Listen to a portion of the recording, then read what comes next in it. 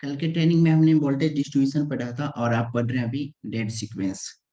ये 2 दिन, एक वन डे ट्रेनिंग आपको हो चुका है, सेकेंड डे आपका है और थर्ड डे में आपका डेट सीक्वेंस पूरा कंप्लीट हो जाएगा।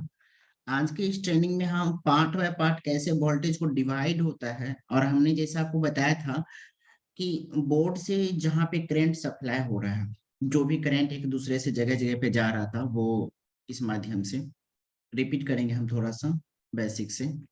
ये जो हमारा करंट वीवर्स के लाइन से या फिर वीपीएच के लाइन से जो करंट ट्रांसफर हो रहा था, आईसी में जा रहा था, तो उस आईसी में करंट तो जा रहा था।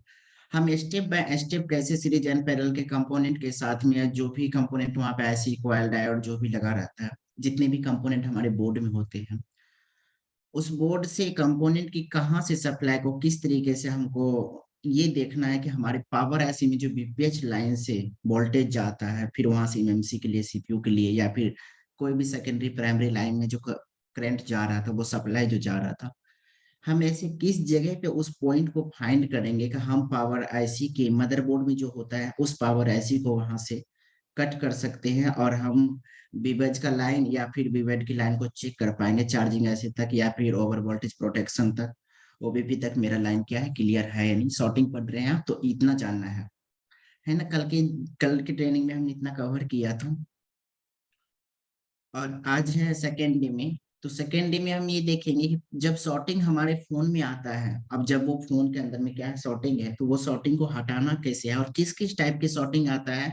और ये आपने पढ़ा होगा जब हम डीसी एम्पियर पढ़ा रहे थे, तो उसमें भी आपने ये चीजें कवर किए होंगे, हमने कवर किया था।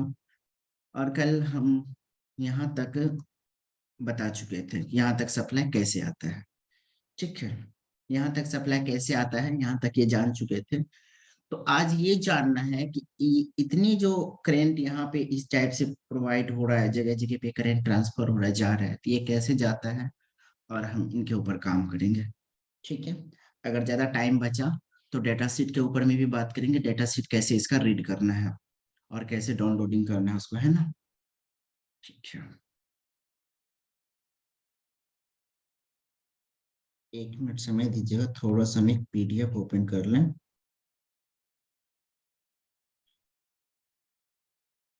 1 मिनट, जस्ट समय दीजिएगा थोड़ा सा।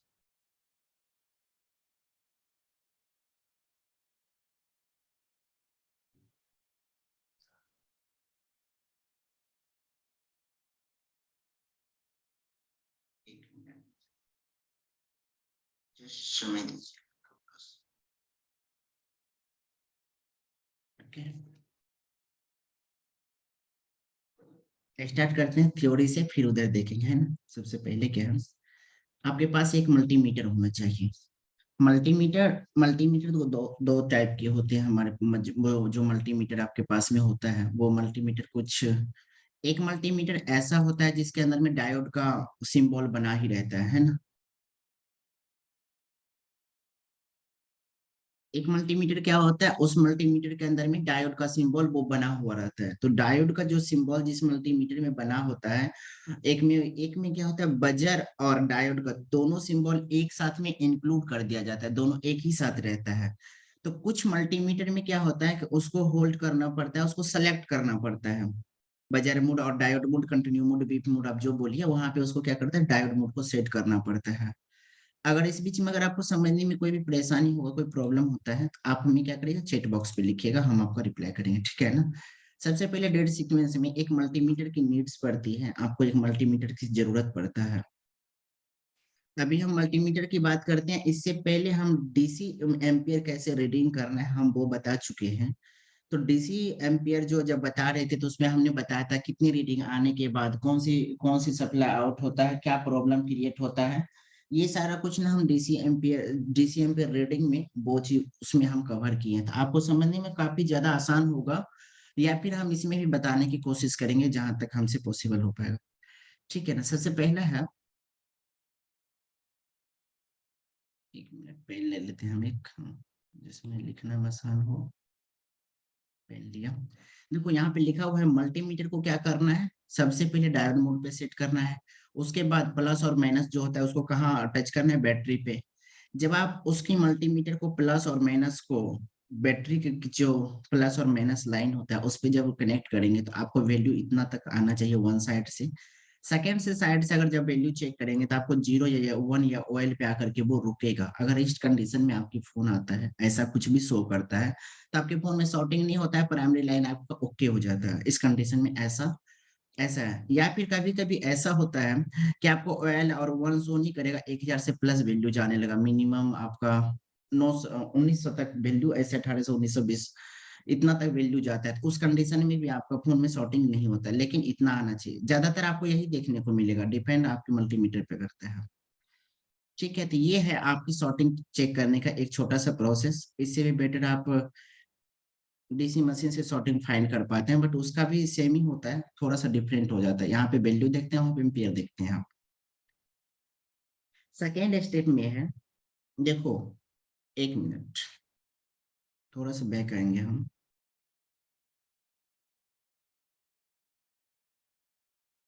हमने बता रहा, हम ये वाला बोर्ड के ऊपर पढ़ रहे हैं, तो ये हमारा बैटरी कनेक्टर है ना।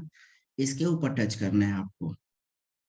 ये बैटरी कनेक्टर की जो पिन होती है यहाँ से आपको वैल्यू चेक करना है। ठीक है ना। अच्छा, ये वाला फोन आप लोग रिपेयर किए हैं, रेडमी 4X का?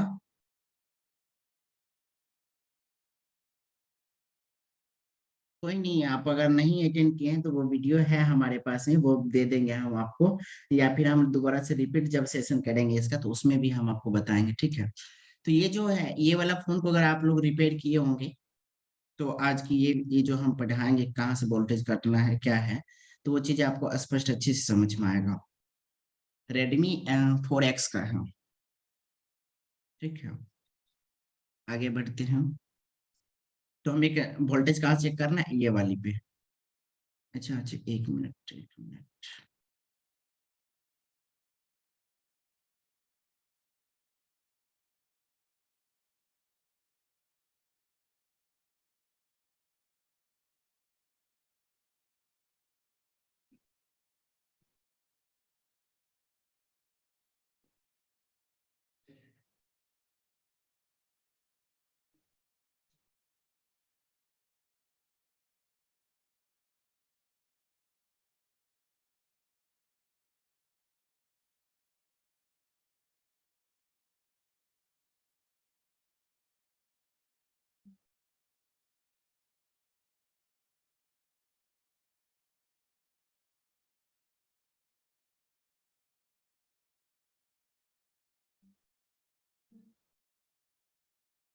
ये हो गया है ना, ये वाला बैटरी कनेक्टर था जो कि अभी हम आपको दिखा रहे थे इसमें, ये वाला है ना।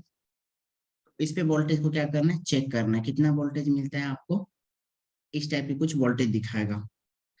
उसके बाद क्या है कि जब आप बैटरी के कंडीशन दूसरा आता है अगर फोन के अंदर में, या फिर एक मिनट, एक स्टेप आगे चला गया था। हाँ, क्या लिखा हुआ है, अगर आप डीसी मशीन के जरिए ही वोल्टेज को चेक करते हैं तो लिखा है after, one minute, after connecting DC power supply से जब अपने फोन को आप कनेक्ट करते हैं, जब वो फोन कनेक्ट हो जाता है, अगर वो टेकिंग ऑटो एम्पियर ले रहा है, ठीक है, तो उस कंडीशन में उसमें क्या होता है, शॉर्टिंग होता है। लेकिन अगर आपकी फोन ऑटो कम एम्पियर नहीं लेता है, वो फोन में ऑटो एम्पियर नहीं ले रहा है, तो उस कंडीशन में क्या है, वो फोन शॉर्टिंग कंडीशन में नहीं होता है।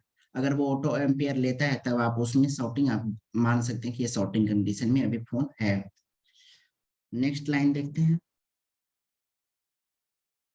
बट लेकिन जब आप डीसी मशीन को क्या करते हैं, कनेक्ट, डीसी मशीन से अपने फोन को क्या करते हैं, कनेक्ट करते हैं, तो उस कंडीशन में कोई फोन ऐसा आपको मिलेगा, हमने यहाँ पे वो नहीं लिख रखा है, मैं बोल दूं। उस कंडीशन में क्या होगा कि कोई फोन आपका ऑटो एम्पियर लेने लगेगा, ऑटोमेटिक ऑटो एम्पियर लेने लगेगा, तो उस कंडीशन में वो फोन में शॉर्टिंग होता है। अब आपको चेक करना पड़ेगा कि वो डीसी रीडिंग के अकॉर्डिंग कि वो कहाँ पे उसका प्रॉब्लम जा रहा है। ठीक है ना, तो उस कंडीशन में वो चेक कर सकते हैं। लेकिन कुछ कंडीशन में ऐसा होता है डीसी मशीन के साथ में कि 19 और 150 इतना एम्पियर लेता है। कब? जब आपका फोन जो है पावर बटन को प्रेस कर रहे होते हैं, जब आप क्या करते हैं पावर बटन को प्रेस करते हैं, प्रेस करने के बाद इतना वोल्टेज फोन लेता है आपका, लेकिन वही पावर बटन को जब आप रिलीज करने लगते हैं तो वो वोल्टेज क्या होता है, धीरे धीरे धीरे धीरे आप करके धीरे धीरे करके अप डाउन होते होते होते वो वोल्टेज जीरो पे आ जाता है। अगर उस कंडीशन में ज्यादातर आपका डाउट जाता है एमएमसी के ऊपर में कि ये फॉल्ट एमएमसी से आता है, ज्यादातर ये फॉल्ट एमएमसी से आता है, लेकिन यहाँ पे क्या है ना कि हो सकता है एमएमसी पे तो वो शॉर्टिंग जाता है, लेकिन हमने आपको कल ये बताया था कि जब आपके फोन में एक बार कहीं शॉर्टिंग अगर आ गया ना तो आपकी हर लाइन में भी शॉर्टिंग दिखाने लगता है।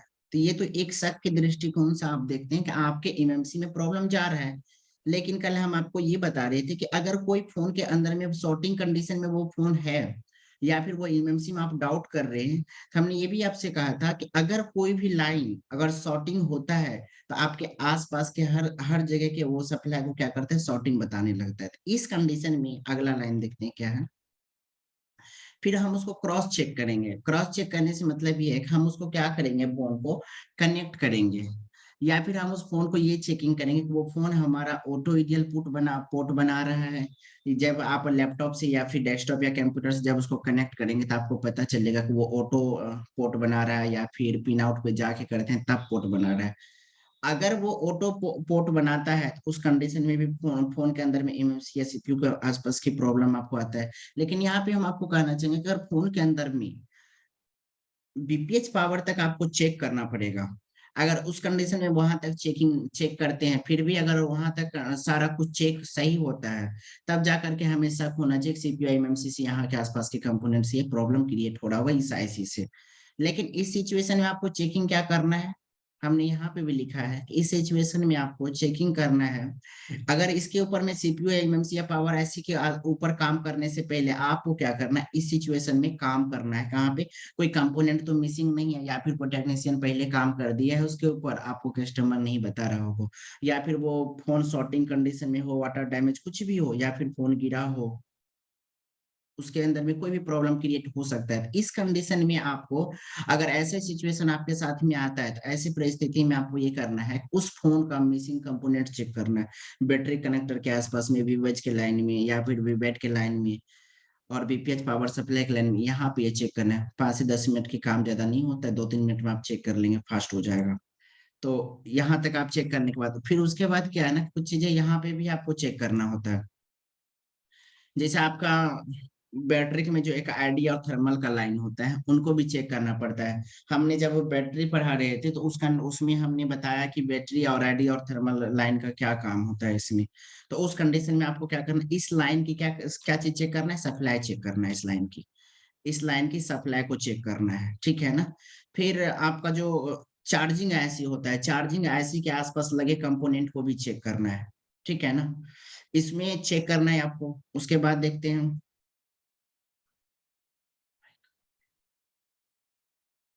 जो बैटरी कनेक्टर होता है, देखो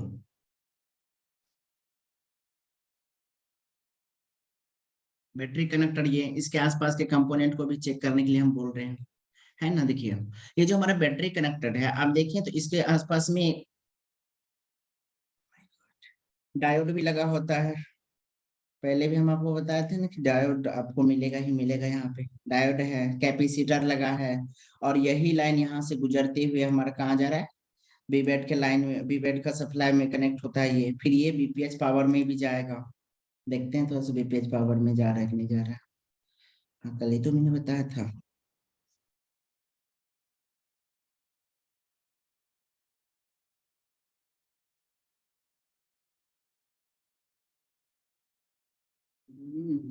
ये रहा आपका बीपीएच का लाइन, है ना। बीपीएच के लाइन में करंट सप्लाई होता है।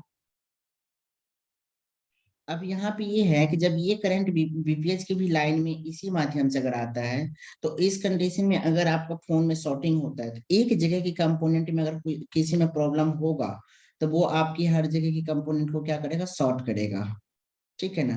जैसे कि यहाँ पे आप ये देखिए, ये जो बीपीएच की लाइन इसमें जा रहा है, यही लाइन से तो सप्लाई आगे जा रहा है ना, इसी से तो कनेक्ट होकर के इस ऐसे होकर के सप्लाई जाता है। हमने कल बताया था कि हम एक एग्जांपल आपको बताना है कि ये ऐसा होता है, ऐसा ना समझें कि शेड्यूल वाइज ऐसा ऐसे लगा होगा कोई भी कंपोनेंट ऐसा वैसा नहीं है। पावर आईसी के आसपास दो सेक्शन होता है, दो टाइप की।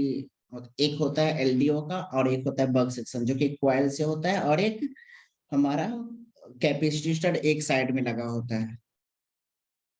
ये चीजें आपको अच्छे से समझ में आता होगा, क्योंकि पिछले बैच में आपने देखा है। जैसे आप यहीं पे देख लीजिए, इसमें क्या है ना, कैपेसिटर लगा हुआ है ना, कैपेसिटर लगा हुआ है जगह जगह पे। और यहीं पे आप ये देखिए, यहाँ पे आप देखिए कॉइल लगा हुआ है। तो एक साइड में क्या है, एक बग सेक्शन आ गया, और जिस समय जिस साइड में कॉइल लगा है वो बग सेक्शन आपका हो जाता है, और जिस साइड में आपका कैपेसिटर लगा होता है वो एलडीओ सेक्शन में आ जाता है। तो इसके कुछ पिने होती हैं, इसका जो वोल्टेज आता है, जब आप ये ऐसी पढ़े होंगे तो हमने आपको बताया था कि कौन सा सिग्नल कैसे इनेबल होता है, कहाँ से जाता है। तो लेकिन यहाँ पे जो भी करंट आ रहा है वो किसके माध्यम से आ रहा है, बीपीएच पावर के माध्यम से। ये बीपीएच पावर के माध्यम से जो करंट जा रहा है, यहाँ पे दो कैपेसिटर ग्राउंड हो रखा है, ताकि इसको ग्राउंड करने का मतलब ये है कि ये वाला वोल्टेज क्या है, प्रॉपर इसको भेज रहा है। हमने कल ये भी बताया था कि जो जो जैसे माइक्रोफैराड का ये जो कैपेसिटर लगा हुआ है, अगर इसके आगे में वैल्यू कुछ भी लिखा होता है तो हम इसको निकाल नहीं सकते हैं। सेम वैल्यू के हमको यही लगाना होता है, तो ये दोनों का आप निकाल नहीं सकते हैं, लगाना पड़ेगा अगर ये ओपन मोड या शॉर्ट मोड में आ जाता है। फिर आप देखिए, यही वोल्टेज क्या करता है, आपके सिग्नल को कहाँ जाता है, इनेबल करने के लिए। किसको इनेबल करता है, ये वाला ऐसे हम आपको बताए थे। एक मिनट, हम आपको रिमाइंडर थोड़ा सा करा दें।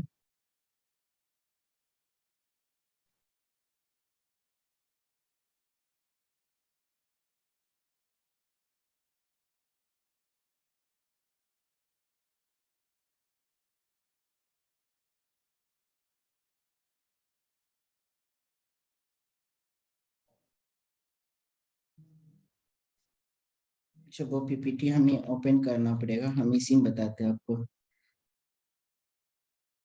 इसमें क्या था, ये वाला आईसी का था, एमटीके का आईसी में हमारा क्या होता था, तो उसमें कुछ चीजें ऐसा था कि उसको रिक्वायरमेंट वोल्टेज होता था, उसको रिक्वायरमेंट वोल्टेज में उसको क्या करता, ऑन करने के लिए एक परमिशन लेता था, फिर जाकर के वो ऑन होता था। उसी तरह से क्वालकॉम में क्या था, दो तीन सिग्नल ऐसा था जो कि ऑटो, इसमें क्या होता था, उसको भी एक रिक्वायरमेंट वोल्टेज मिलता था ऑन होने के लिए।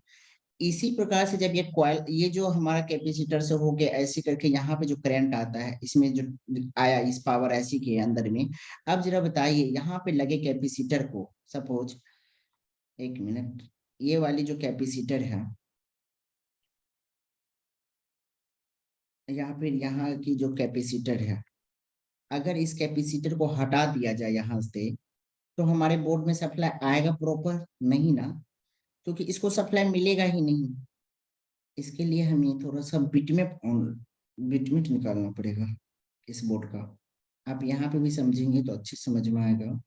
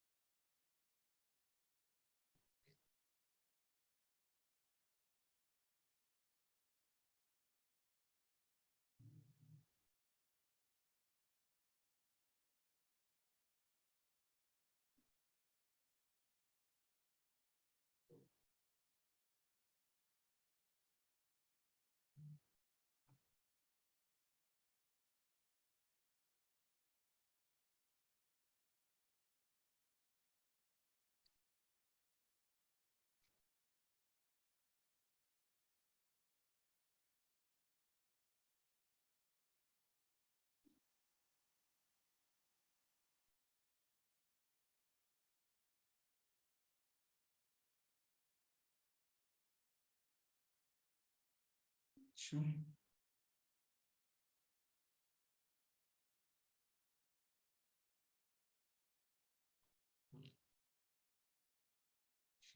U0, सॉरी,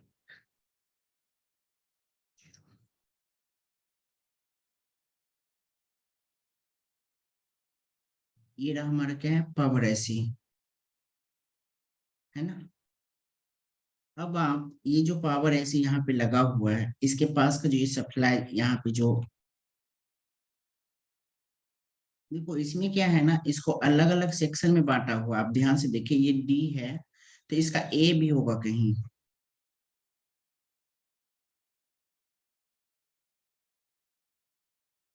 इसका ए होगा। 1 मिनट हम दिखाएं आपको। देखो एक ए है ना, ये वाला, ये हो गया इसका। जब ऐसी बड़ी होती है ना तो उनसे बहुत सारा पिन जब कनेक्ट होता है तो उसको डिवाइड कर दिया जाता है। ठीक है ना, ऐसे का बट नंबर नहीं चेंज होगा, नंबर वही है, कंट्रोलर ऐसी हो गया, ये कंट्रोल करेगा इसको। फिर यहाँ पे आप देखिए बी होगा, ये बी हो गया। अब यहाँ से देखिए ये बीपीएच की पावर यहाँ आया, ये थर्मल का लाइन हो गया इधर। देखो यही ये जो लाइन है यहाँ पे भी इसको इन कर रहा है, लेकिन एक बार इसको सी पे देखते हैं, सी का लाइन कहाँ जा रहा है।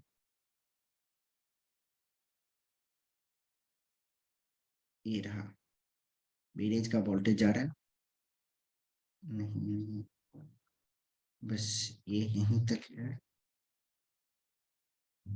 बी और डी से पावर, ये क्या हो रहा है, बी और डी से बीपीएस ये सप्लाई कनेक्ट है, ये वाला है ना, ये वाला जो कैपेसिटर से होकर के यहाँ पे इसको इनेबल कर रहा है। उसके बाद आप देखिए एक यहाँ, फिर ये आया होगा डी वाला पे, है ना। मतलब बी और डी का जो पिन है उसमें जो पिन लगे होंगे वो पिन इससे कनेक्ट है। अब यहाँ पर आप देखिए, अगर ये कैपेसिटर यहाँ से कनेक्ट है तो हम भी यहाँ पे यही लिखे हुए हैं कि अगर इस कैपेसिटर को रिमूव कर दिया जाता है किसी भी जगह से, जो पावर ऐसी से कनेक्ट होगा, आगे चलते हैं थोड़ा सा। ये जो पावर ऐसी से कनेक्ट कैपेसिटर है, अगर इस कैपेसिटर को यहाँ से हटा दिया जाता है या फिर बक सेक्शन के लगे क्वाइल को, जो कि यहाँ पर आप देख रहे हैं, इसको कंट्रोल करने के लिए क्वाइल भी लगा होगा। देखिए इसके आसपास क्वाइल लगा हुआ है, लेकिन एक मेन क्वाइल, एक क्वाइल ऐसा होगा जो कि उससे गुजरते हुए वोल्टेज आ रहा होगा। कुछ कॉइल ऐसा होगा उसमें, हर पिन पे वो वोल्टेज को क्या कर रहा होगा, सप्लाई दे रहा होगा। अगर उस कॉइल को वहां से हटा दिया जाए तो उसका क्या होगा, उसका वोल्टेज वहां जाना बंद हो जाएगा। उसी को ढूंढते हैं। यहाँ पे कैपेसिटर से ग्राउंड है, ये कहाँ का सप्लाई जाएगा इसमें।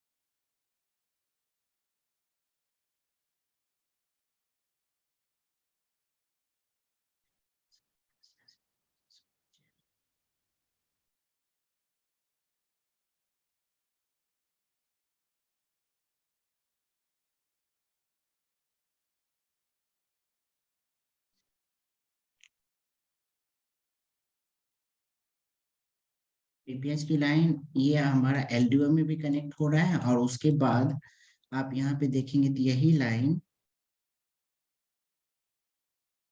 हमारा कनेक्ट हो रहा है बग सेक्शन में भी।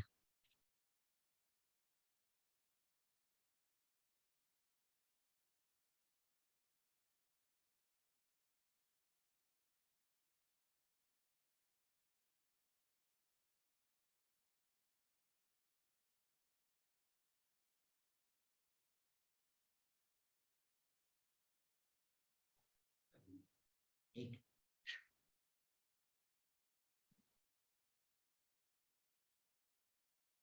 ये कॉपी करने का ऑप्शन नहीं दे रहा है, इसका मतलब ये है कि इस पे क्लिक करने के बाद ये हमें अलग वोल्टेज पे कहाँ से कहीं भी लिख जा सकता है, जिसका कनेक्शन जहाँ होगा। इसको देखो लिख चला है इधर, बाकी एक कॉपी नहीं पर।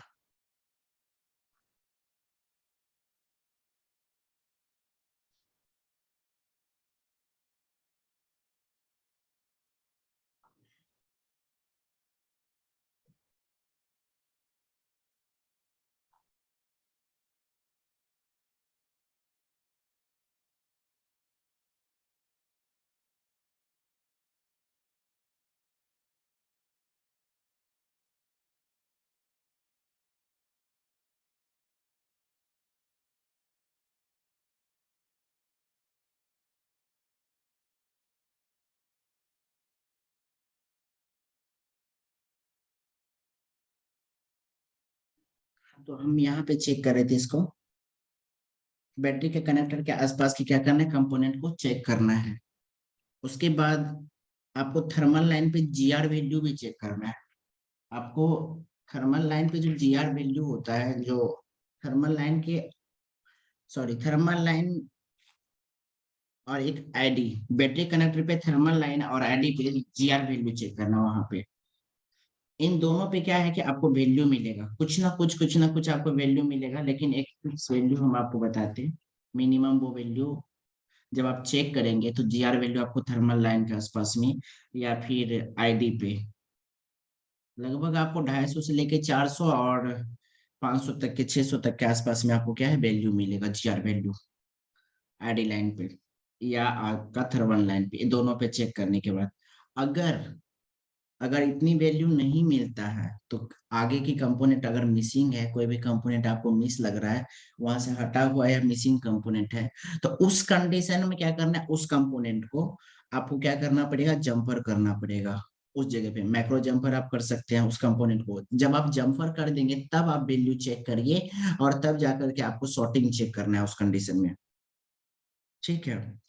अगर आपका मोबाइल क्या है, सक्सेसफुल, अगर आप सॉर्टिंग को चेक करना है स्टेप बाय स्टेप, हर जगह जगह की क्रॉसिंग, क्रॉस चेक बोलते हैं इसको, आप हर जगह की सॉर्टिंग को अगर फाइंड करना चाहते हैं, जगह जगह की सॉर्टिंग को निकालना चाहते हैं, कहाँ पे प्रॉब्लम है, तो उस जगह पे आपको क्या करना पड़ेगा, क्रॉस चेकिंग करना पड़ेगा सब सेक्शन को। आपको सेकेंडरी सेक्शन और प्राइमरी सेक्शन को चेक करना पड़ेगा उस जगह पे। अब ऐसा है कि जब ये वोल्टेज यहाँ तक आया और ये पावर ऐसी तक ये वोल्टेज आया, तो उसके बाद क्या होगा, पावर ऐसी के पास जब ये वोल्टेज आएगा, इसमें जुड़ाई पावर ऐसी के साथ में, लेकिन इसी के आसपास में क्या होगा कि बीपीएच के ही लाइन से बी ओ, एक मिनट एक मिनट एक मिनट एक मिनट, उसमें क्या होगा कि ये बीपीएच के ही लाइन से, जो हमारा बीपीएच की लाइन यहाँ पे आ रहा है, इसी लाइन से मेरा एपीटी के ऐसी भी कनेक्ट होता है, जो कि आपने पढ़ा है, एपीटी के ऐसी भी क्या होगा, इसी से कनेक्ट होगा। उसी कंडीशन में जब एपीटी की ऐसी इससे कनेक्ट है, तो इसको भी क्या होगा, इसको वोल्टेज मिल यहाँ पे, अगर बीपीएच के लाइन में यहाँ पे भी शॉर्ट हो या फिर यहाँ शॉर्ट हो या फिर इधर शॉर्ट होगा, तो ये लाइन आपको शॉर्ट बताएगा। अगर अगर यहाँ पे कहीं भी कोई भी कंपोनेंट शॉर्ट होता है तो यहाँ भी शॉर्ट बताएगा, आपको चेक करने पे प्राइमरी लाइन शॉर्टिंग बताएगा। अब बात है, प्राइमरी लाइन जब आप शॉर्टिंग आपको बता रहा है, तो उस कंडीशन में कैसे चेक करना है। अगर आपने क्रॉस चेक किया, कुछ भी समझ में नहीं आया है, अब आपका काम बनता है कि आप रिवॉल्विंग करेंगे या फिर पावर ऐसी पे डाउट करेंगे। उससे पहले हम कहेंगे कि उसके आसपास के कुछ कम, जैसे क्वाइल होते हैं, बड़ी सी क्वाइल होता है जो कि पावर सप्लाई को कंट्रोल कर रहा होता है, उस कॉइल को क्या करना है, पावर ऐसी के आसपास में भी कॉइल मिलता है, या फिर आपके पास कैपेसिटर होगा, जिस कैपेसिटर के ऊपर में वैल्यू नहीं मिलता है या ओपन मोड में वो बता रहा है या उसके अंदर में कोई प्रॉब्लम क्रिएट हो रहा है, आपको लग रहा है कि इस पे ठीक नहीं है ये, तो आप एसएमडी की मशीन से उसको हटा करके फिर से डीसी मशीन के साथ में चेक करिए। लेकिन यहाँ पे एक चीज कहना चाहेंगे आपको, किसी भी कंपोनेंट को हटाने से पहले या किसी भी चीज को रिवॉल्विंग करने से पहले, हर आईसी के पास में, कोई भी आईसी हो, हर आईसी के पास में एक कंपोनेंट लगा होता है, चाहे वो रजिस्टर हो, डायोड हो, कैपेसिटर हो, कोई भी कंपोनेंट हो, उसके आसपास में क्या होता है, वो कंपोनेंट लगा होता है। आपको क्या करना है, इसके बोर्ड पे आपको क्या करना है, इस पूरे बोर्ड पे, जो आपका बोर्ड है, ये कंप्लीट बोर्ड पे आपको रोजिन पेस्ट स्प्रे करना है, रोजिन पेस्ट से पूरे बोर्ड के ऊपर में, है ना, इस बोर्ड पे जितने में आपका एम्पियर और वोल्टेज से आपका बोर्ड ऑन हो जाता है, उससे हल्का सा एम्पियर और ज्यादा रखेंगे ताकि आपका कोई भी कंपोनेंट हीट हो। अगर इसमें कोई भी कंपोनेंट शॉर्ट होगा, कोई भी कंपोनेंट शॉर्ट होगा तो वो मेल्ट होने लगेगा। आपने रोजिन पेस्ट का तो यूज किया ही होगा ना, तो अगर मान लीजिए ये जो हमारा यहाँ पे है पावर ऐसी, अब हमको रिवॉल्विंग करना है इसको, लेकिन इसमें जो सप्लाई हमारा सपोज इस कैपेसिटर के माध्यम से या फिर इस कॉइल के माध्यम से प्रॉपर आ रहा था, सिग्नल ऑन कर रहा है ये, लेकिन इसको वोल्टेज ना दे करके ये जो वोल्टेज है 1.8 का जो वोल्टेज आता है इस पे आता, या फिर यहाँ पे जितने भी वोल्टेज आपको मिलेगा ना, तो 1.8 के आसपास ही वोल्टेज मिलेगा, किसी पे 2 पॉइंट मिलेगा, कहीं पे 3.3 का वोल्टेज मिलेगा। जैसे देख लीजिए यहाँ पे लिखा हुआ है, ये जो हमारा कैपेसिटर है वेरेज का, इस पे यहाँ पे भी वोल्टेज आपको मिलेगा 2.05, ऐसे वोल्टेज आपको मिलने देखने को मिलेगा इस कैपेसिटर पे। लेकिन यहाँ पे एक ऐसा सप्लाई है, एक मिनट एक मिनट एक मिनट एक मिनट एक मिनट, पावर ऐसी देख लेते हैं हम, है ना। कल हम पावर ऐसी का और भी विस्तार से बताएंगे, अभी जान लेते हैं। जैसे कि ये हमारा है, ये जो ऐसी लगी हुई है यहाँ पे सीपीयू के आसपास में, एमएमसी के आसपास में, तो यहाँ पे एक वेरेज की वोल्टेज जो सप्लाई करेगा सीपीयू के लिए, इसको 1.2 वोल्टेज यहाँ पे मिलना चाहिए आपको। लेकिन यहाँ पे जो कैपेसिटर है हमारा, यहाँ पे भी 1.3 वोल्टेज मिलना चाहिए। अब सबसे इंपॉर्टेंट ये है कि अगर इस कैपेसिटर के ऊपर में सबसे इंपॉर्टेंट वोल्टेज क्या होता है, 1.8 का ये सप्लाई आपको मिलना चाहिए, ये वाली। अगर ये सप्लाई आपको नहीं मिलता है, इसमें से कोई भी सप्लाई एक जगह पे मिस बताता है, मिसिंग सप्लाई है, आप एक बार इसका स्क्रीनशॉट ले लीजिए। आप देख लीजिएगा वोल्टेज कहाँ से कहाँ जाता है और कौन सी चेक करना है ना। अगर इसमें से एक वोल्टेज आपका मिसिंग होगा, आप इतना जानिए कि आपकी हर जगह पे क्या होगा, शॉर्टिंग बताएगा। अब अगर ये कैपेसिटर शॉर्ट है, ओपन मोड में है, इसके वजह से मेरा 2.5 वोल्टेज नहीं मिल पा रहा था, तो हमको क्या करना है, इस कैपेसिटर को एसएमडी की मदद से हटा देंगे। लेकिन ध्यान रखना है कि इसको हटा तो रही है, फिर आपको लगाना भी है इसको, ऐसा नहीं कि नहीं लगाएंगे तो ये इसको सप्लाई जाना होगा, नहीं जा रहा होगा, या फिर ये शॉर्ट भी कर सकता है। इसीलिए अगर आप ये निकाल करके, अगर इसकी वजह से प्रॉब्लम क्रिएट हुआ होगा, तो क्या करेगा ये, इसको निकालने के बाद आपकी बोर्ड की शॉर्टिंग हट जाएगा। तो आपको समझना है कि इसी में प्रॉब्लम था, फिर आपको यही वाला कैपेसिटर किसी अदर बोर्ड से या फिर आपके पास अवेलेबल हो तो ऐसा ही आपको लगाना पड़ेगा। और हम आपको बता दें, ज्यादातर प्रॉब्लम क्रिस्टल भी हमारा करता है, ठीक है। जो प्रॉब्लम हमारे जो क्रिस्टल होता है उसके वजह से भी हमारा मोबाइल फोन डेड होता है। तो क्रिस्टल पे भी आपको ध्यान देना, इसको भी चेक करना है। बाकी क्रिस्टल को तो आपको चेक नहीं कर पाएंगे, थोड़ा सा क्रिस्टल को चेक करने के लिए अदर मशीन का यूज करना पड़ेगा। इसमें अगर आपको ये भी समझना है कि एक कॉइल जो होता है, जो फर्स्ट कॉइल होगा, जो कि बड़े वाले कैपेसिटर के पास में लगा होता है, जैसे कि यहाँ देखिए ये कैपेसिटर इसके दोनों पास में, ठीक उसी तरीके से इसके दोनों के बीच में जो ये कैपेसिटर है 1.2 वोल्टेज की सप्लाई करता है। अगर ये कैपेसिटर सही है, लेकिन इधर या इधर के सप्लाई इधर नहीं मिला, तो आपको ये कॉइल को हटा के देखना है क्या वोल्टेज सही सप्लाई जा रहा है। कोई ना कोई एक कंपोनेंट मिसिंग होने की वजह से ओपन मोड या शॉर्टिंग मोड में वो चला जाता है, जिसके वजह से भी हमारा मोबाइल फोन में क्या होता है, शॉर्टिंग नहीं हटता है, डेड फोन वो कंडीशन बता रहा होता है। उस कंडीशन में हमें ऐसा करना है। लेकिन अब आप यहाँ पे ये भी सोचिए कि कैपेसिटर को आप ज्यादा नहीं हटा पाएंगे, जैसे हमने यहाँ पे बताया कि ओहो, जैसे कैपेसिटर है, तो कैपेसिटर को आप ज्यादातर कैपेसिटर को नहीं हटा पाएंगे, क्योंकि एलडीओ सेक्शन में बहुत सारा कैपेसिटर होते हैं। हर जगह जगह पे पूरे मदरबोर्ड पे कैपेसिटर आपको बहुत ज्यादा देखने को मिलेगा, तो उस कंडीशन में वो नहीं हटा। आपको पहले क्या करना, अगर कोई सेक्शन में प्रॉब्लम है तो वहां के कंपोनेंट को हटा के कॉइल को देखना है, फिर वोल्टेज चेक करना है, फिर इससे चेक करना है, फिर इससे चेक करना है। ऐसे करके आप अगर चेक करना है स्टार्ट करेंगे, तो पूरी बोर्ड के आप एक एक पार्ट का चेकिंग कर लेते हैं। पूरा बोर्ड के पार्ट का चेकिंग करने के बाद अगर फिर भी आपको लगता है कि हमारा फोन पूरा डेड कंडीशन में है, सब तब भी नहीं कुछ कर पाए, तो उस कंडीशन में अब तब जा करके आपका फाइन तो प्रॉब्लम हो ही जाएगा यहाँ तक में। लेकिन एक होता है कि अब कोई सोल्यूशन नहीं है, बोर्ड को क्या करना है, आप चेंज करने की नौबत आ जाती है, तो उस कंडीशन में आपको पावर आईसी की डेटा शीट को चेक करना पड़ता है। उस कंडीशन में जिस आईसी के ऊपर में शक होता है वहां पे चेक करना था। लेकिन इससे भी पहले हम आपको बताएं, जो कि हम कल के ट्रेनिंग में आपको बताएंगे, 34 ऐसा पॉइंट हम लिखे हैं जो कि बोर्ड के स्टेप बाय स्टेप और डीप में जाकर के चेकिंग होता है। देखो हमें ग्राफिक्स, ये जो होता है लाइटिंग की ऐसी, जो कि ग्राफिक्स या ग्राफिक्स हमारे स्क्रीन पे प्रोवाइड करते हैं, उस कंडीशन में आपको डिस्प्ले की चेकिंग अच्छे से करना है। डिस्प्ले की क्रॉस चेकिंग करने के लिए आपको क्या करना होगा, अदर बोर्ड का सहारा लेना होगा। उस बोर्ड में आप लगा के डिस्प्ले को चेक कर लीजिए, आपका डिस्प्ले ओके है। अगर डिस्प्ले में नहीं लाइट आता है तो आप समझिए कि डिस्प्ले सेक्शन में भी प्रॉब्लम जा सकता है आपका। तो उस कंडीशन में आपको डिस्प्ले भी चेक करना है, चार्जिंग आईसी के आसपास लगे कंपोनेंट को भी चेक करना है। ये जो आपका लाइटिंग की सेक्शन, लाइटिंग के आसपास लगे कॉइल होता है, अगर लाइट नहीं आ रही बोर्ड में या डिम लाइट या कुछ भी आ रहा है, उसके वजह से भी शॉर्टिंग ओपन नहीं हो पाता है। तो वहां पे क्या करना है, उस कॉइल को भी वहां से हटा करके देखना है। लेकिन हर जगह पे आपको एक कंट्रोलर के रूप में कॉइल मिलेगा आपको। इस टाइप से इतना करने के बाद, यहाँ तक चेकिंग होने के बाद, तब जाकर के क्या होता है हमारा, स्टेप बाय स्टेप चेकिंग करने के बाद आपकी वोल्टेज जो शॉर्टिंग होता है वो आप फाइंड कर लेते हैं। तब जाकर के हमारा सप्लाई सीपीयू और एमएमसी को जाता है। अगर यहाँ तक में कई बार आपने, अच्छा एक वीडियो आपने ज्यादातर देखते होंगे कि हमारे इंस्टीट्यूट में या फिर ये बहुत सारा इंस्टीट्यूट में आपको बताएगा, जब आप इंक्वायरी करते होंगे या फिर यूट्यूब पे भी देखते होंगे, तो बोलता होगा हमारे पास में सीपीयू की मशीन है जो आपको सिखाया जाएगा सीपीयू की वोल्टेज कैसे चेक करना है। देखो शौक दो टाइप का होता है।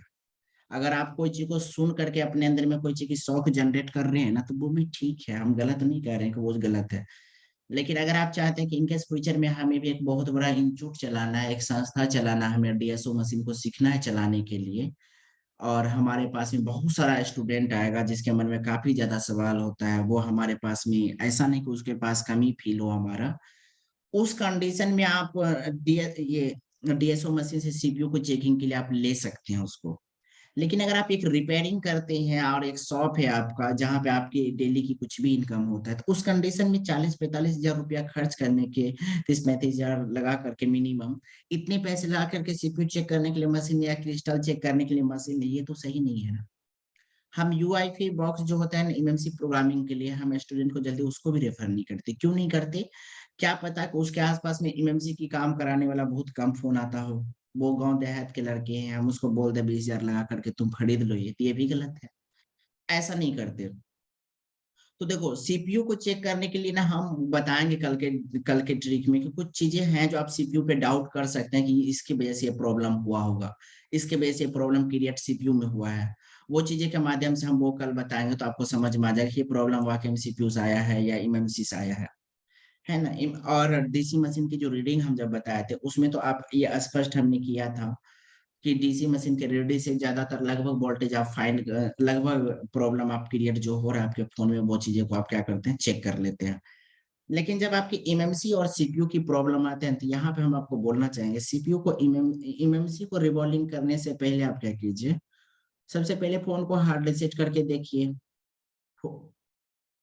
फोन को जब आप हार्ड रिसेट मार देते हैं, तो हार्ड रिसेट मारने के बाद वो फोन में क्या होता है, पूरा चीज डेटा डिलीट हो जाता है। अगर उस कंडीशन में भी आपका फोन नहीं ऑन होता है ना, तो उस उसमें क्या कीजिए, रिवॉल्विंग करने से पहले फिर एक बार लेटेस्ट फाइल के साथ में उस फोन को अपग्रेड कीजिए, अपडेट कर दीजिए उस फोन को, फ्लैशिंग कर दीजिए उसका। जब आप उस फोन का फ्लैशिंग कर देते हैं, तो फ्लैशिंग करने के बाद उस फोन में क्या होता है, फिर भी अगर आपका फोन नहीं ऑन हुआ, तो आप देखो यहाँ पे दो चीजें हैं, दो चीज इंपॉर्टेंट चीजें सोचने वाली, कि जो फोन पहले डेड हुआ था, तो वो अदर फाइल उसमें पहले से चल रहा था, आपने उसको क्या किया, फ्लैश कर दिया, फिर भी वो फोन नहीं हुआ है ऑन, तब अब आप इसमें रिवॉल्विंग की काम कर सकते हैं। अब कंडीशन ये है कि आपने एमएमसी की रिवॉल्विंग तो कर दिया, फिर भी आपका फोन वही के वही कंडीशन में है। देखो बात रिपीट होकर के घूम के आ रहा है, हमने पहले भी इन सब के कारण के बारे में आपको बताया, फिर भी हम रिपीट करेंगे कि जब आपने फोन का क्या किया, रिपेयर कर दिया, फोन का एमएमसी जो है, देखो ट्रेनिंग में ही एक लड़का क्वेश्चन किया था हमसे कल परसों के डेट में, सेम वही चीज को हम अभी आपके साथ रिपीट करते हैं। उनका कहना ये था कि हमने पावर आईसी और सीपीयू एमएमसी तीनों को रिवॉल्व कर दिया, फिर भी मेरा फोन ऑन ही नहीं हो रहा है। अब इस कंडीशन में उनका ये भी कहना था कि ऐसा कोई कंपोनेंट नहीं है जिसको हम चेक नहीं किए हैं। थोड़ी सी सोचने वाली बात है। अब यकीन देखो, एक रिपेयर करने वाला पास में कोई ऐसा पर्सन जो थोड़ी बहुत मोबाइल रिपेयरिंग जानता है और आप हाई लेवल के जानते हैं, और छोटे मोटे टेक्नीशियन आपको बोल रहे भैया हमने इस पे पूरा काम कर लिया है यार, बताओ हो ही नहीं पा रहा है, तो अब तुमसे भी नहीं हो पाएगा। हमको प्रॉब्लम को प्रॉब्लम की ही नजर से देखना है, चाहे वो कुछ भी बोल दे। तो उस कंडीशन में हमें क्रॉस चेकिंग करना ही है, छोटा छोटा कंपोनेंट जो भी हो उसको चेक करना है। लेकिन यहाँ पे क्या है कि हमारा जो ये सीपीयू है या फिर एमएमसी है, इसको भी रिवॉल्विंग कर दिया आप, इसको भी कर दिया, इसको भी कर दिया, फिर भी आपका फोन नहीं ऑन हुआ। और आपको पता है कि इधर के कंपोनेंट भी ठीक है, अब फोन तो ऑन हो नहीं रहा है, अब क्या करेंगे आप? अब करना कुछ नहीं है, अब मेहनत करना है आपको, एक फोन के ऊपर मेहनत करना है, चाहे वो 1 दिन लगे, 2 दिन लगे, 3 दिन लगे, 1 सप्ताह लगे, 15 दिन लगे, जितना भी दिन लग जाए, लेकिन एक फोन के अंदर में इतनी मेहनत करना है कि फोन की एक एक, जैसे डॉक्टर नहीं बोलता ब्लड टेस्टिंग कर दो इसका, पूरे बदन की इसका ब्लड टेस्टिंग करना है, या फिर वो क्या कहते हैं अल्ट्रासाउंड करवा देता है, तो वैसे मोबाइल का भी आपको ऐसे ही करना है। मोबाइल की ये जो पिन होता है पावर आईसी का, जैसे कि अभी हमने ए बी सी डी करके पावर आईसी को डिवाइड कर दिया गया, कहाँ की वोल्टेज कहाँ किस कंपोनेंट पे कितना जा रहा है, वो सारा कुछ बोर्नियो से आपको मिलेगा। अब आपका हेल्प लेना है किसका? बोर्नियो का और डेटा शीट का। देखो तीनों चीज आपने किया है, नहीं ऑन हुआ, ग्राफिक्स भी प्रॉब्लम सही है फिर भी नहीं हुआ, पावर आईसी की प्रॉब्लम ठीक है फिर भी नहीं हुआ, सेकेंडरी और प्राइमरी दोनों ठीक है फिर भी ऑन नहीं हो रहा है फोन। अब इस कंडीशन में क्या करना है? पावर आईसी का डेटा शीट को पहले क्या करना है? अच्छे से रीड करना है, एक एक पिन का रीड करना है, ठीक है। रीड करने के बाद उसके बाद क्या करना है? सीपीयू का जितनी भी पिन होता है इसको रीड करना है। देखो एक फोन को ही रीड करने के लिए हम आपको बोल रहे हैं, सब फोन को तो रीड करना नहीं है। बाकी हिंट्स के लिए हम आपको कल बताएंगे कैसे रीड करना है। हमने फिर क्या किया? सीपीयू को रीड किया, उसके बाद एमएमसी के हर लाइन को रीड कर लीजिए। अगर आप ऐसा कर लेना तो एंड्रॉइड में कोई भी फोन आपके पास में डेड कंडीशन में आएगा ना, ज्यादा आपको झमेला नहीं करना है, इसको चेक करना है, इसको नहीं करना है, इसको नहीं करना है, ऐसा करना ही नहीं पड़ेगा। आज तक हम आपको बता दें, अगर आपने ऐसा किया इस कंडीशन में जो भी फोन आपको मिलेगा, हम नहीं कह रहे कि आप कल ही कर लो। अरे भाई डेली का 1 ही घंटा टाइम देना है, डेली का 1 घंटा आपको टाइम देना है। मैं आपको थोड़ी सी डीप में बात बता रहा हूँ, बहुत जगह पे आपको ऐसा नहीं कभी बोला हो कैसा करो, लेकिन ये हकीकत है। हम क्यों बोल रहे हैं? जब लैपटॉप की हम ट्रेनिंग देते हैं तो लैपटॉप में हम नहीं बोलते तुम यहाँ पे शॉर्टिंग चेक करो, यहाँ पे टेस्टिंग करो, ब्लूटूथ ऐसी को टेस्ट करो, तुम बीजीआईसी को चेक करो, या फिर ग्राफिक्स ऐसी को चेक करो, बीआरएम सेक्शन को चेक करो, ये सब कुछ नहीं बोलते हम उसको। जब जब कुछ नहीं, हम उसको बोलते हैं नहीं समझ में आ रहा है, कोई इशू नहीं है, ठीक है, उसका डाटा शीट चेक कर लो। कोई भी कंपनी कोई भी चीज को बनाया है तो उसका एक डेटा शीट होगा। डेटा शीट मिलेगा कैसे? डेटा शीट पेड भी आता है, फ्री भी आता है, डिपेंड आप पे करता है कि वो डेटा शीट कैसे आपको अवेलेबल करना है। हमने यही कहा कि आप एक फोन का डेटा शीट एक बार रीड कर लो, उसके बाद देखो अभी कोई भी ऐसी लेवल का काम अगर आप अब वो अच्छा सिखाएगा ना, अगर उसको डेटा शीट के बारे में नहीं पता होगा तो वो नहीं सिखा पाएगा आपको। लेकिन जो पर्सन लैपटॉप रिपेयरिंग बहुत अच्छा से कर लेता होगा डेटा शीट के ऊपर में, वो मोबाइल रिपेयरिंग में बहुत अच्छा से डेटा शीट आपको पढ़ाएगा, उसमें कोई कंफ्यूजन नहीं है। लेकिन डेटा शीट को पढ़ने के लिए पावर आईसी की जितनी पिन होता है, सीपीयू का, एमएमसी का, एक बहुत बड़ा पेज हो जाएगा आपके पास में, एक बहुत बड़ा पेज हो जाएगा आपके पास में, बहुत बड़ा। और सब पेज को आपको नंबर याद रखना है, एक नंबर का वोल्टेज S4 के लिए जा रहा था, और ये S4 1 सिग्नल एनेबल कर रहा था, और ये सिग्नल किसको जा रहा है? S4 हमारा सिग्नल जा रहा था सीपीयू एमएमसी के लिए, ऐसे करके लिखना है, ठीक है ना। वो ये भी डेटा शीट में बताता है कि किस कैपेसिटर से किस कॉइल से होके गुजरेगा, वहां पे वो भी लिखा रहता है। बशर्ते उसकी डेटा शीट को किस डीप में जाके देखना है, बेसिक से उसमें भी लिखा रहता है। ऐसा नहीं कि वो लोग जो बनाते हैं डेटा शीट डायरेक्ट लिख देते। अगर सर आपने ऐसा कर लिया ना, ईमानदारी में आपको बताऊं, कोई फोन आपके पास में डेड वाला ना, जल्दी आपको बोर्ड चेंज करने की नौबत नहीं आएगा। आप इतने अच्छे, और आपको बताया अच्छा पैसा इसमें कमा सकते हैं आप कस्टमर को तो इतना बोल ही देंगे कि आपका बोर्ड चेंज हो रहा है। कस्टमर तो देखने जल्दी आता नहीं कि आप बोर्ड चेंज किए, क्या चेंज किए हैं। अभी की क्लीनर इतने अच्छे अच्छे आ गए ना कि आपको बोर्ड को एक बार अच्छे से क्लीन कर देंगे ना, तो पता भी नहीं चलता है कि वो बोर्ड उसका है या भी नहीं। बस थोड़ी सी कॉस्टली होती है चीजें, लेकिन सही होता है। आपको डेटा शीट रीड करने के लिए हमने जो अभी पीडीएफ की परमिशन आपको दिया है ना, आप उस पीडीएफ में देखेंगे एक एक पिन का क्या है ना, वर्ड लिखा हुआ है, नाम, नाम के साथ में उसमें ये भी लिखा हुआ है। जैसे शॉर्ट में यहाँ पे पीएम ऐसे लिखा है तो वहां पे उसका मतलब क्या होगा, एपीटी के ऐसे तो वहां पे उसका मतलब क्या होगा, 2G का मतलब क्या होता है, अगर S4 लिखा तो उसका मतलब क्या होता है, एक एक चीज को लिखा हुआ है। अगर आप वो पीडीएफ को ध्यान में रख करके पढ़ लेते हैं तो उसके बाद आपको अच्छे से क्लियर हो जाएगा कि डेटा शीट को कितना रीड करना आसान है। तब जाकर के आपको आसानी से समझ में आ जाएगा। ये जितनी भी सप्लाई आप देख रहे हैं ना, इधर इधर जो कनेक्ट हो रहा है, आपको वहां पे स्पष्ट बताया रहेगा कि ये जो आपकी कैपेसिटर है, कैपेसिटर पिन नंबर इतने से जाके जुड़ा हुआ है। ये आपको अच्छे से बताएगा, वहां पे ये स्पष्ट बताएगा कि 1.8 वोल्टेज किस पिन पे जाकर के मिलेगा, और आपको बताएगा कि कॉइल की कहाँ से कॉन्फ़िगरेशन किया गया, ये सारा कुछ उसमें लिखा होता है मोबाइल के मॉडल नंबर के साथ में। बस मैं आपको एक हिंट देना चाहूंगा कि अगर आपके पास में बोर्नियो हो, देखो हमने यहाँ पे क्लिक किया है, अगर आपके पास में बोर्नियो है अगर आपके पास में बोर्नियो है तो ये खुल नहीं रहा अभी यहाँ पे। कोई भी ऐसी अगर आपको नहीं समझ में आता है ना, तो ऐसे की नंबर डालेंगे ना तो उसका पार्ट मॉडल सारा कुछ यहाँ पे दिखा देता है। ठीक है, इसमें अगर आप डालते हैं तो यहाँ पे आपको शो कर जाएगा मोबाइल का नाम, पार्ट, सब कुछ दिखाएगा आपको। जो भी मोबाइल का पार्ट उसमें बना होगा, कोई भी ऐसी को अगर आप इसमें सर्च करेंगे तो इस टाइप से ये दिखाता है। अरे हम एक मैसेज पढ़ने लगे, मेरी माइंड से कुछ बातें निकल गया। मैं अभी आपको एक चीज और बताया, एक मिनट। तो इस टाइप से मोबाइल की आप क्या करते हैं, सॉर्टिंग फाइंड करते हैं। जैसे अभी हम आपको एक चीज और दिखा, ये देखिए। अभी क्या है, अभी क्या है, अभी हम लोग का, हम और हमारा टीम सब काम कर रहा था आईफोन के ऊपर में। हमने कुछ चीजें इसमें कैसे कंफर्म किया है, इसको हमने दो कैटेगरी में डिवाइड किया। एक वीडियो फॉर्मेट में भी था और एक क्या था, पीडीएफ फॉर्मेट। मतलब इसमें जितने भी, जैसे यहाँ पे आप देखेंगे,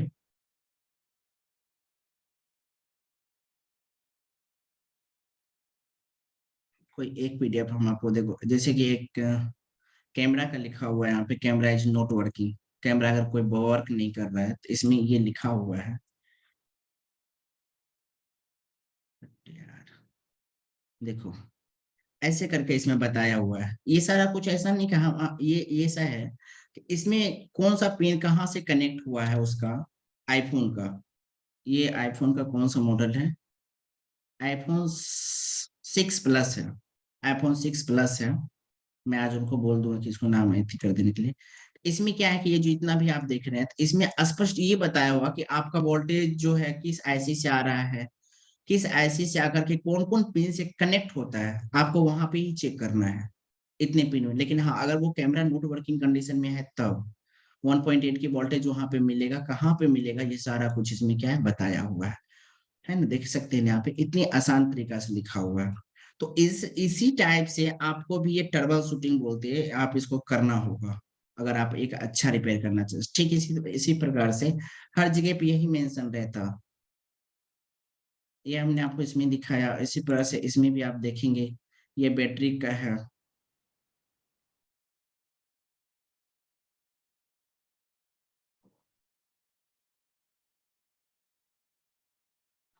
इस प्रकार से उसमें बताया रहता है, सब चीज लिखा हुआ भी रहता है उसमें, दिखाया हुआ कहाँ पे कितना वोल्टेज क्या मिलेगा, कौन सी सप्लाई।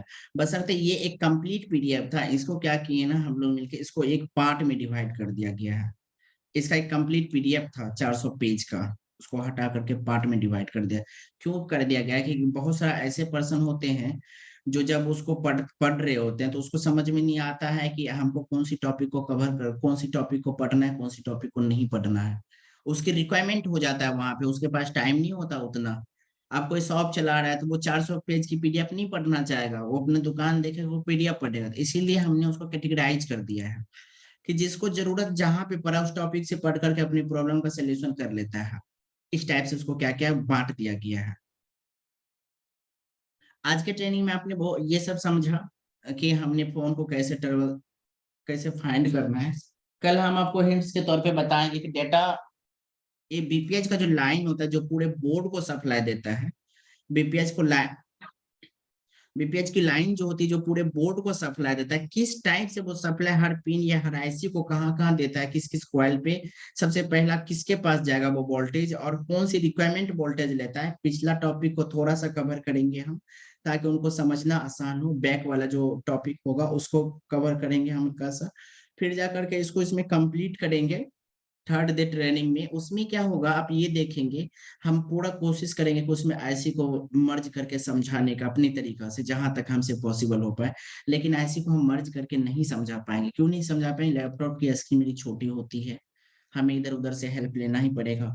जब आप आईसी की पिन डिटेल पढ़ रहे होंगे तो आप अपने पास एक कार्ड बोर्ड रखिएगा, बहुत बड़ा वाला कार्ड बोर्ड। देखो सर, मैं आपसे फिर से कहना चाहूँ, एक दिन मेहनत करनी है आपको, बस एक दिन मेहनत करना है। कार्डबोर्ड लेना है, बाकी रोज का डेली का 10 मिनट, 15 मिनट, 20 मिनट इतना ही देना है। हम आपको ये नहीं बोल रहे पूरा दिन लगा दो उसके ऊपर में, डेली का आपको थोड़ा थोड़ा टाइम देना है। हम यकीनन आपको बताएं, कोई भी डेड फोन होगा ना, किसी भी कंपनी की फोन हो, सैमसंग हो, सैमसंग ब्रांड की उसमें पावर ऐसी लगा हो, या फिर क्वालकॉम का, या फिर एमटीके का, कोई किसी का भी लगा हो, आप उसको अच्छे से देखो, पिन उल्टा हो सकता है, पिन की नंबर चेंज कर सकता है, लेकिन सप्लाई तो वही होगा ना। वो पिन को कहीं भी कनेक्ट करेगा, कहीं भी कनेक्ट करेगा, सप्लाई तो एक ही जगह से जा रहा होगा, एक ही टाइप से। हमको यही चीज देखना है। इसीलिए इन चीज पे फोकस करके आपको एक बार उनके ऊपर ध्यान देना है और समझने की कोशिश करना है कि ये हुआ कैसे था। ठीक है ना। अच्छा, यहाँ तक में कोई प्रॉब्लम नहीं ना किसी को? एक मिनट, एक मिनट, एक मिनट, एक मिनट, कुछ बोले हम थोड़ा सा। यहाँ तक में कोई प्रॉब्लम किन्हीं को?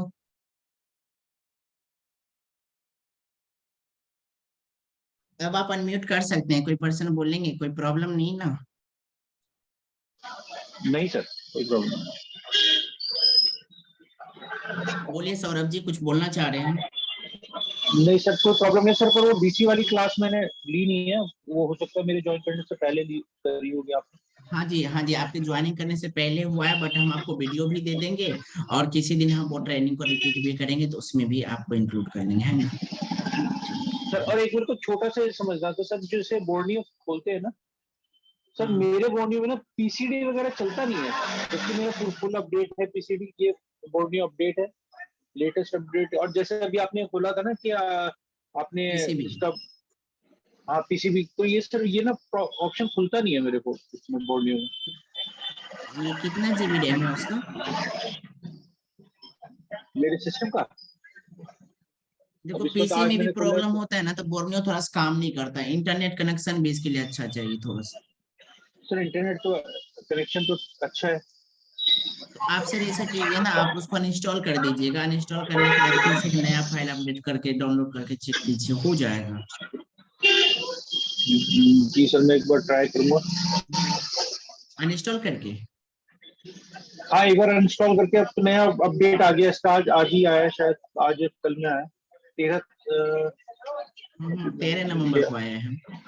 हाँ 13 दिसंबर को आया ना। हम्म। तो ये वाला मैं डाउनलोड कर लूंगा, फिर उसके बाद ट्राई करता जब उस पे क्लिक करते हैं तो वो ओपन ही नहीं हो पाता है। हूँ सर। मतलब बोर्नियो तो चलता है पूरा, और जो ये हाँ। पीसीडी वाला पोर्शन है ना, ये वाला ऑप्शन नहीं खुलता।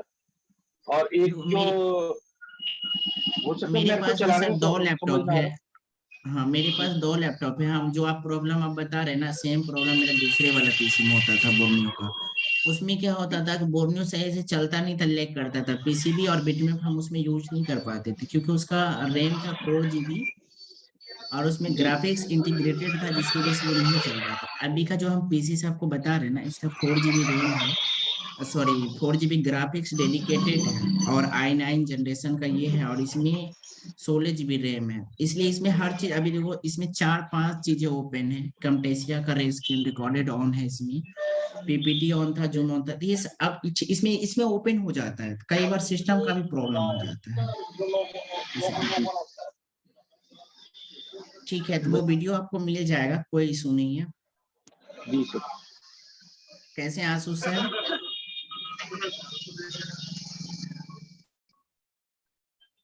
और सर कल क्लास अटेंड नहीं कर पाऊंगा सर,